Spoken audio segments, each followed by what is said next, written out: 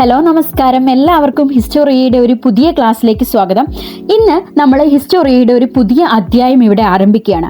HSC social സയൻസിനായി prepare ചെയ്യുന്നവരാണോ നിങ്ങൾ എങ്കിൽ ഇനി ഒട്ടും താമസിയാതെ തന്നെ നമ്മുടെ ചാനലിനോടൊപ്പം ചേർന്നോളൂ. HSC സോഷ്യൽ സയൻസിനായി പ്രിപ്പയർ ചെയ്യുന്നവർക്കായി ഹിസ്റ്റോറിയ ഒരു സ്പെഷ്യൽ ക്ലാസ്സുകൾ ഇന്നു മുതൽ ആരംഭിക്കാനായിട്ട് പോവുകയാണ്. അപ്പോൾ ഇതിനായി നിങ്ങൾ ചെയ്യേണ്ടത് ഇത്ര മാത്രമാണ്: നമ്മളുടെ ചാനൽ സബ്സ്ക്രൈബ് ചെയ്യുകയും ലൈക്ക് ചെയ്യുകയും ഷെയർ ചെയ്യുകയും ചെയ്യുക. ഓക്കെ,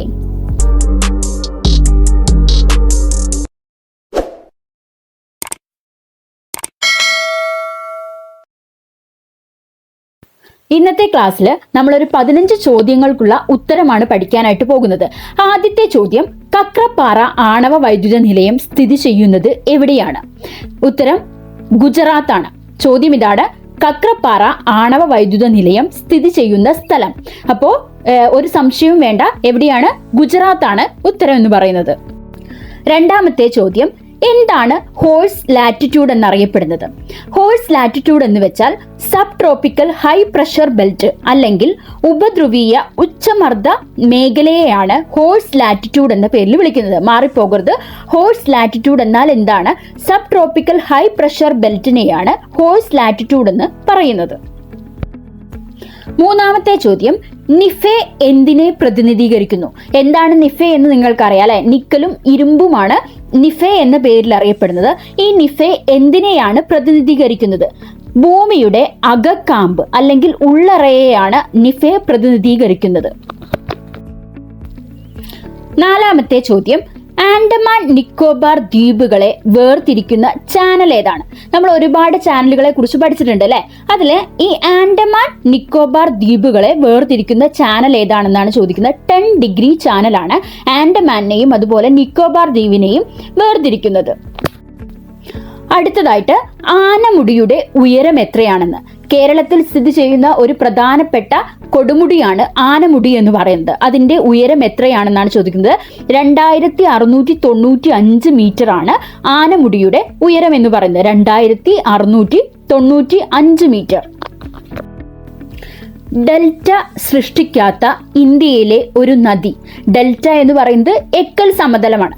അപ്പോൾ അത്തരത്തിൽ ഡെൽറ്റ സൃഷ്ടിക്കാത്ത ഒരു നദി, അതിന്റെ പേരെന്താണെന്നാണ് ചോദിക്കുന്നത്. നർമ്മദ നദിയാണ്. ഇന്ത്യയുടെ ഏകദേശം ഡെക്കാൻ ഭാഗത്ത് സ്ഥിതി ചെയ്യുന്ന നദിയാണ് നർമ്മദ എന്ന് പറയുന്നത്. ആ നദിയാണ് ഡെൽറ്റ സൃഷ്ടിക്കാത്ത നദി എന്ന് പറയുന്നത്. അടുത്ത ചോദ്യം: റിഗർ മണ്ണിനെ വിളിക്കുന്ന പേരെന്താണ്? റിഗർ മണ്ണിനെ ബ്ലാക്ക് സോയിൽ അല്ലെങ്കിൽ കറുത്ത മണ്ണ് എന്നാണ് വിളിക്കുന്നത്. റിഗർ മണ്ണിനെ വിളിക്കുന്ന പേര് ബ്ലാക്ക് സോയിൽ അല്ലെങ്കിൽ കറുത്ത മണ്ണ്. ഇത് വളരെ ഇമ്പോർട്ടന്റ് ആയിട്ടുള്ള ഒരു ചോദ്യമാണ്. അന്തരീക്ഷ പാളിയിലൂടെ ടെലി കമ്മ്യൂണിക്കേഷൻ സാധ്യമാക്കുന്നതിന് സഹായകമായിട്ടുള്ള അന്തരീക്ഷത്തിന്റെ ഒരു പാളി അത് ഏതാണെന്നാണ് ചോദിക്കുന്നത്. അന്തരീക്ഷത്തിലൂടെയുള്ള ടെലി കമ്മ്യൂണിക്കേഷന് സഹായകമാകുന്ന പാളി അയണോസ്ഫിയർ ആണ് ഇത്തരത്തിൽ ടെലി കമ്മ്യൂണിക്കേഷന് സഹായിക്കുന്ന അന്തരീക്ഷ പാളി എന്ന് പറയുന്നത്. അടുത്ത ചോദ്യം: പാകിസ്ഥാനിലേക്ക് വ്യാപിച്ചു കിടക്കുന്ന താർ മരുഭൂമിയുടെ ഭാഗം ഏതാണ്? താർ മരുഭൂമി എവിടെയാണ്? രാജസ്ഥാനിലാണല്ലേ? അപ്പൊ ഈ താർ മരുഭൂമിയുടെ ഒരു ഭാഗം പാകിസ്ഥാനിലേക്ക് വ്യാപിച്ചു കിടക്കുന്നുണ്ട്. അതിനെ എന്ത് പേരിലാണ് വിളിക്കുന്നത്? ചോലിസ്ഥാൻ മരുഭൂമി എന്നാണ് താർ മരുഭൂമിയുടെ പാകിസ്ഥാനിലേക്ക് വ്യാപിച്ചു കിടക്കുന്ന ഭാഗത്തെ വിളിക്കുന്നത്. എന്താണ്? ചോലിസ്ഥാൻ മരുഭൂമി. അടുത്ത ചോദ്യം: ഭൂമധ്യരേഖാ പ്രദേശത്ത് പെയ്യുന്ന മഴയെ എന്ത് പേരിലാണ് വിളിക്കുന്നത്? അത് സംവഹന വൃഷ്ടി എന്ന പേരിലാണ് അറിയപ്പെടുന്നത്. ഭൂമധ്യരേഖ പ്രദേശത്തുണ്ടാകുന്ന വർഷകാലത്തെ എന്ത് പേരിലാണ് വിളിക്കുന്നത്? സംവഹന വൃഷ്ടി എന്നാണ് വിളിക്കുന്നത്.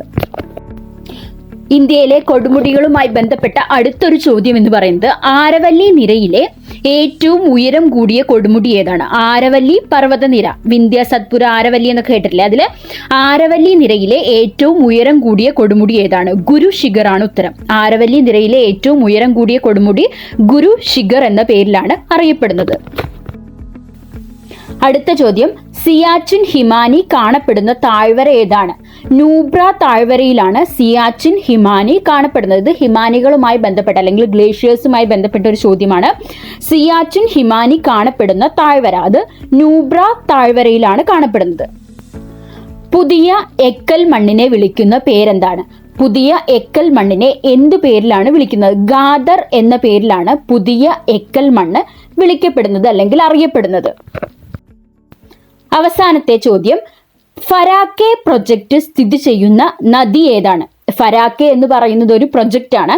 ആ ഫരാക്കെ പ്രൊജക്റ്റ് സ്ഥിതി ചെയ്യുന്ന നദികൾ ഏതൊക്കെയാണെന്ന്? ഗംഗ, ഭഗീരഥി നദികളിലാണ് ഫരാക്കെ പ്രൊജക്റ്റ് സ്ഥിതി ചെയ്യുന്നത്.